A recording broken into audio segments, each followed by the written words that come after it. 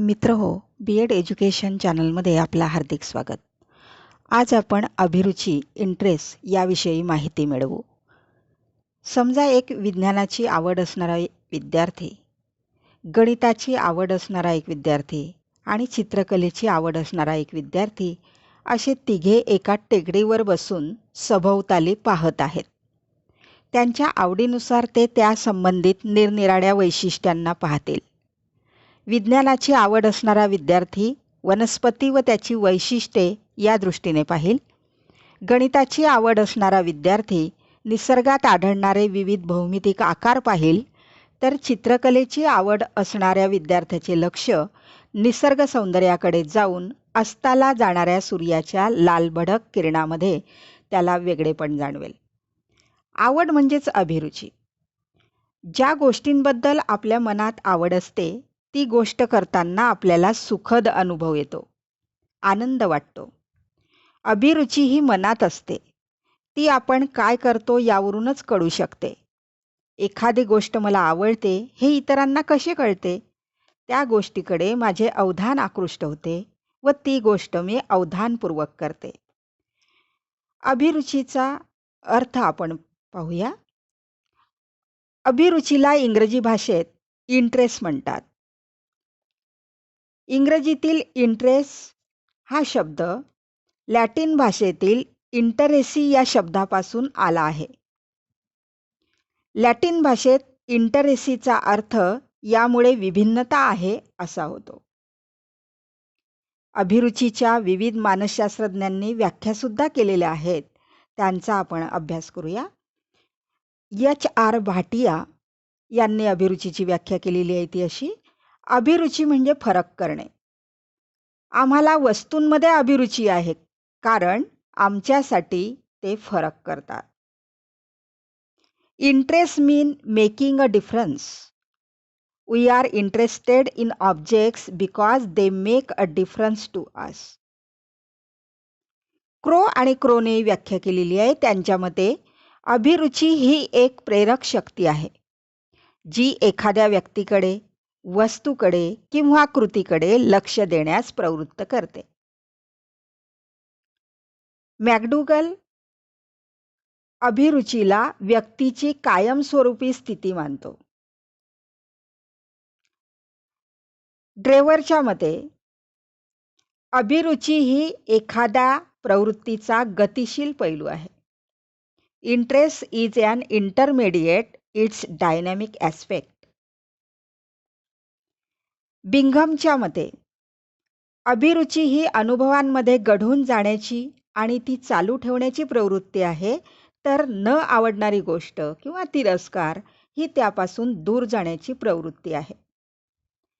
An interest is a tendency to become absorbed in an experiences and to continue it, while an aversion is a tendency to turn away from it. J.P. Guilford यांच्या मते अभिरुची म्हणजे लक्ष देण्याची, आकर्षित करण्याची, आवडण्याची आणि कृतीमध्ये वस्तू किंवा व्यक्तीमध्ये समाधान शोधण्याची प्रवृत्ती होय. Interest is a tendency to give attention, to attract by, to like and find satisfaction in an activity, object or person. J. Walter यांच्या मते अभिरुची म्हणजे केवळ एखाद्या गोष्टीची आवड किंवा इच्छा नव्हे, तर ही अशी एक गोष्ट आहे जिला व्यक्ती कोणत्याही गोष्टींच्या तुलनेत अधिक पसंत करतात. Interest is not just a desire for something, it is what individuals like more than any other thing. तर अभिरुचीच्या अशा विविध व्याख्या आपण पाहिल्यात. या विविध व्याख्यांच्या आधारे अभिरुचीचं स्वरूप अधिक स्पष्ट होतं. अभिरुचीचे स्वरूप आपण माहिती करून घेऊया. Nature of interest. अभिरुची ही एखाद्या व्यक्तीची पसंती दर्शविते. अभिरुची हा व्यक्तिमत्वाचा एक भाग आहे. अभिरुची या जन्मजात सुद्धा असतात आणि अर्जित किंवा संपादित सुद्धा असू शकतात. अभिरुचींचा क्षमतांशी संबंध असतो. अभिरुची वर्तनाचा एक गतिशील पैलू आहे. अभ्यासाने अभिरुची वृद्धिंगत होत जाते.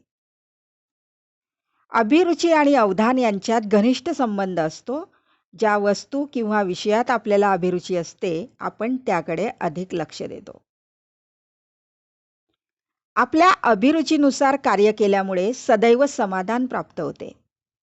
त्यामुळे व्यक्तीला आपली ध्येये आणि उद्दिष्टांच्या प्राप्तीमध्ये मदत मिळते.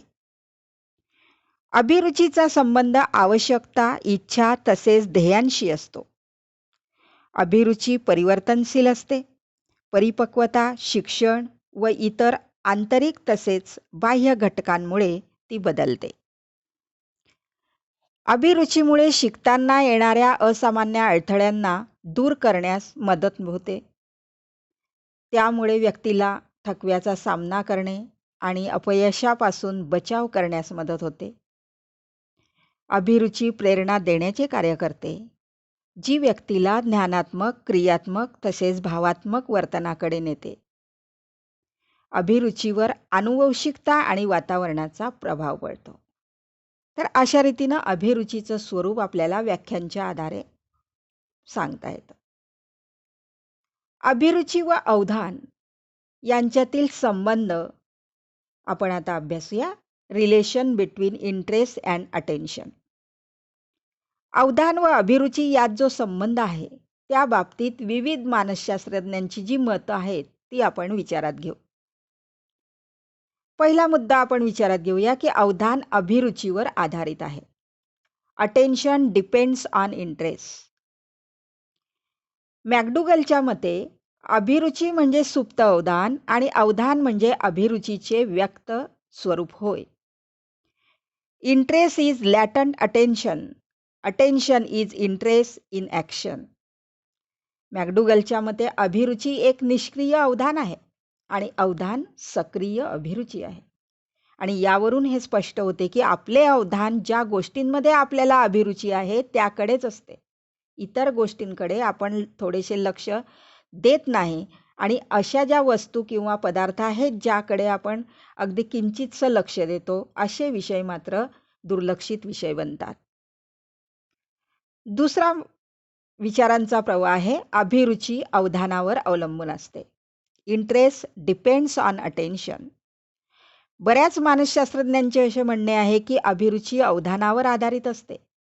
त्यांच्या मतानुसार जोपर्यंत आपण कोणत्याही वस्तुस्थितीकडे किंवा तथ्यांकडे किंवा गोष्टींकडे नीट अवधान देत नाही, तोपर्यंत त्यात अभिरुची निर्माण होऊ शकत नाही. एका उदाहरणावरून ही गोष्ट स्पष्ट होईल. जेव्हा एखादी व्यक्ती तत्वज्ञानाचा बारकाईने अभ्यास करेल, तेव्हाच त्याला ते समजेल आणि परिणामी त्याची तत्वज्ञानाची आवड जागृत होईल आणि हळूहळू ती वाढत जाईल. आपण कोणत्याही वस्तुस्थितीकडे किंवा गोष्टीकडे लक्ष दिले नाही तर त्यात अभिरुची निर्माण होणार नाही. विचारांचा तिसरा प्रवाह असा आहे की अवधान आणि अभिरुची या एकाच नाण्याच्या दोन बाजू आहेत. Attention and interest are two sides of a same coin. तिसऱ्या श्रेणीमध्ये जे मानसशास्त्रज्ञ येतात, जे मधल्या मार्गावरून चालणे पसंत करतात. या मानसशास्त्रज्ञांचे म्हणणे आहे की अभिरुची आणि अवधान दोन्ही परस्परावलंबी आहेत. जेव्हा आपण असे म्हणतो की एखादी व्यक्ती अभिरुची असल्यामुळे एखाद्या वस्तूकडे अवधान देते, तेव्हा आपण हे सुद्धा म्हणू शकतो की एखाद्या व्यक्तीने एखाद्या वस्तूवर किंवा पदार्थावर अवधान केंद्रित केले म्हणून त्याला त्या वस्तूविषयी किंवा पदार्थाविषयी अभिरुची निर्माण झाले. त्यानंतर अभिरुचीचे प्रकार, टाइप्स ऑफ इंटरेस्ट आपण अभ्यासू. साधारणपणे मानसशास्त्रज्ञांच्या मते अभिरुची दोन प्रकारची असते आणि अभिरुचीचे हे दोन प्रकार अभिरुचीचे जे स्रोत आहेत, जन्मजात स्रोत आणि अर्जित स्रोत, त्याच्या आधारे केले जातात. पहिला प्रकार अभिरुचीचा आहे जन्मजात किंवा नैसर्गिक अभिरुची, इनबॉर्न ऑर नॅचरल इंटरेस्ट. जी अभिरुची जन्मजात प्रेरक आणि मूलभूत अंतःप्रेरणेवर आधारित असते तिला मानसशास्त्रज्ञांनी जन्मजात अभिरुची म्हटले आहे. उदाहरणार्थ, मुलांना खाण्यापिण्याची आवड असणे, मुलांची खेळ खेळण्याची आवड असणे, मुलाचे आईकडे आकर्षित होणे, चित्रांचे, गाण्यांचे आकर्षण असणे, या सर्व जन्मजात अभिरुची आहेत. आणि या जन्मजात किंवा नैसर्गिक अभिरुची सरावामुळे जास्त दृढ होतात, प्रबळ होतात. दुसरा प्रकार आहे अर्जित किंवा संपादित अभिरुची, ॲक्वायर्ड इंटरेस्ट. सवयी, स्थिरभाव इत्यादी संस्कारांमुळे जी अभिरुची असते तिला आजचे मानसशास्त्रज्ञ अर्जित अभिरुची म्हणतात. प्रत्येक गोष्टीबद्दल आपल्या मनात मुळातच अभिरुची असते असे नाही. अनेक गोष्टींबद्दलची आपली अभिरुची संपादित असते. शालेय विषय व कार्यक्रमांबद्दल मुलांच्या मनामध्ये आपल्याला अभिरुची निर्माण करावी लागते. जेव्हा आपण एखाद्या खेळाचा, एखाद्या विषयाचा, एखाद्या कलेचा अभ्यास करून छंद लावून घेतो, तेव्हा ती संपादित अभिरुची होय. निखिलला क्रिकेट खेळण्याची सुरुवातीला आवड नव्हती, पण परिश्रमाने तो हा खेळ शिकला व त्याबद्दल त्याच्या मनात अभिरुची निर्माण झाली. अभिरुची वृद्धिंगत होत जाते. त्यानुसार अवधान कोणत्या दिशेने जाईल हे निश्चित ठरवता येते आणि व्यक्ती उत्स्फूर्तपणे अवधान देऊ लागते. अभिरुचीमुळे अवधान टिकू शकते. अशा प्रकारे अभिरुची ही अवधानाची दिशा ठरवणारा एक महत्त्वाचा घटक आहे. एखाद्या विषयात व्यक्तीला अभिरुची आहे हे कसे ठरवता येईल, तर त्याचं बाह्य लक्षण म्हणजे व्यक्ती त्या विषयाकडे अवधान देते आणि अंतर्गत लक्षण म्हणजे त्या विषयाकडे अवधान दिल्यामुळे व्यक्तीला आनंद वाटतो. शिक्षकाने अध्यापनात विविध अध्यापन सूत्रांचा अवलंब करून, विविध शैक्षणिक तंत्रज्ञानविषयक साहित्य दाखवून, अध्यापनामध्ये विविधता आणून, विविध अध्यापन पद्धती, तंत्रे, उपागम यांचा वापर करून, विचार प्रवर्तक प्रश्न विचारून विद्यार्थ्यांना आशय व विषयात अभिरुची निर्माण करावी. मित्रहो, आपल्याला हा व्हिडिओ आवडला असेल तर लाईक करा, कमेंट करा व आपले B.Ed एज्युकेशन चॅनल सबस्क्राईब करा. धन्यवाद.